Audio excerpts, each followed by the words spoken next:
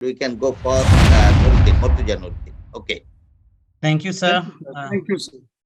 Yes, our respected chairman, co-chair, and moderator of this session, and dear audience, good afternoon, everyone. I am, as told already, I am from the southeast part of Bangladesh, from Chittagong. I am Dr. Nuruddin. I am the oculoplastic surgeon working in this field for more than 16 years, and during this period, I have come across so many surprises and achievements in oculoplasty, which I want to share with the audience through some of my cases.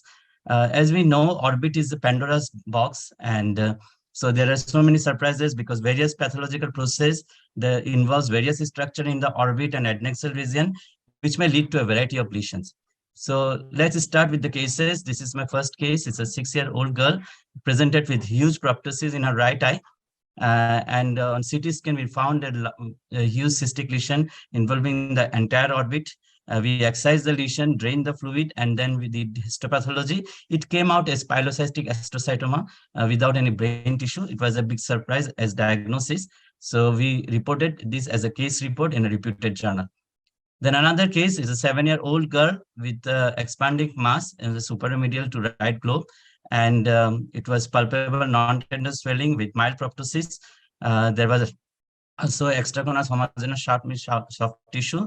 In computed tomography, we did excision, and histopathology showed brain type tissue and meningeal type tissue.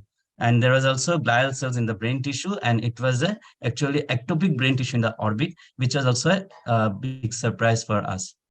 Let's share some achievements. Both these cases presented with huge Duffy swelling in infraorbital region. Clinically, we diagnosed these cases as lacrimal sac rhinosporidiosis. We used to do DCT, but because of many problems, we planned to go for modified DCR with intubation. And we did modifications like all the sac content along with medial sac wall and lateral sac wall, except a small portion around canal colon opening was excised. And then extensive cauterization was done. A povidone iodine gauge was soaked and kept for 2 minutes, and a large nasal flap was prepared, and after intubation, it was sutured with remaining lateral stump of lacrimal sac.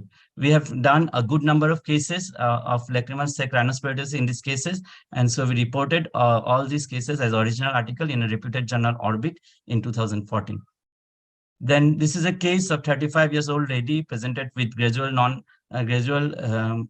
mass with non-axial proptosis in supranasal orbit for 3 to 4 years. Clinically and radiologically, we diagnosed this case as orbital lymphangioma. We treated this lesion as with bleomycin injection, and after 2 injection, the lesion was completely resolved. This is also, there are a number of cases were treated like this and were reported in a reputed journal. This is a case of 9-month-old boy with right-sided facial swelling, and radiologically, it was diagnosed as interosseous hemangioma in zygomatic bone. We treated this case orally with oral propranolol, and to our utter surprise, within 5 months, the lesion was completely resolved. This old lady, 68 years old, with multiple systemic problem, kidney and problem and ISD. She presented with growth in her left eye, and the general anesthetist was reluctant to give anesthesia, so we could not go for exenteration. Instead, we go for extended enucleation with amniotic membrane graft. Of course, the diagnosis was a carcinoma with squamous and mucinous differentiation, but the excision was complete. So the lady was doing well even post-operatively, and with proptosis, she was looking good. This is a case with huge lesion extending from upper nasal to upper temporal limbus, around 18 to 10 millimeter. He had undergone surgery thrice, followed by topical mitomycin C. This was actually a case of recurrent ocular surface neoplasia. So we had treatment options of extended enucleation, chemotherapy, or immunotherapeutic agent like interferon alpha 2b, but interferon alpha 2b is not available in our local market. Instead, PEG interferon alpha 2a is available. So we plan to give intralesional and topical PEG interferon alpha 2a, and we treated with this injection and also prepared topical drop for the patient. And on first follow-up, there was improvement.